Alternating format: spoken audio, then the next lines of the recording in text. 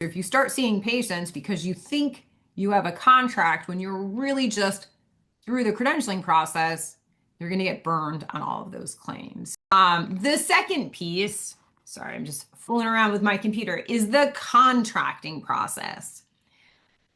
The contracting happens after, usually, or sometimes alongside, more likely than not after. And I want to talk about why that's significant.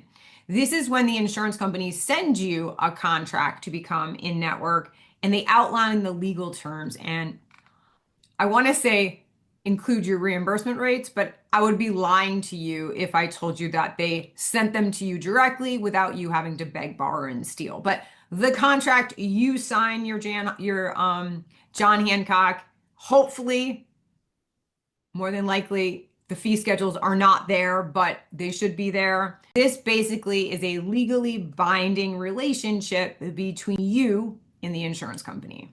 Okay. Think of credentialing like a job interview, right? So they're checking your resume, your references, and your qualifications for that particular job. Think about contracting like they're actually offering you the particular job, right? It's kind of like in my practice, we give them a job offer letter, and that would be the equivalent of kind of like contracting, right? Why the difference is important. A lot of you guys will get an email pretty quickly after you submitted an application and it says, yay, hooray, the credentialing process is complete.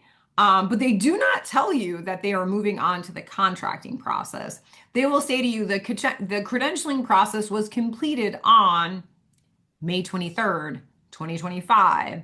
And so in your head, you're like, yes, yes, holy shit, that was super easy. But I'm ready to go. And if you start seeing patients before we get you a contract, they are not going to retroactively put back the contract so you can see patients. So if you start seeing patients because you think you have a contract when you're really just through the credentialing process, you're going to get burned on all of those claims. So that's why, even though it's obviously insurance is nuanced, but even the vocabulary is nuanced, right? So credentialing is the first process. It probably takes about 30 to 90 days.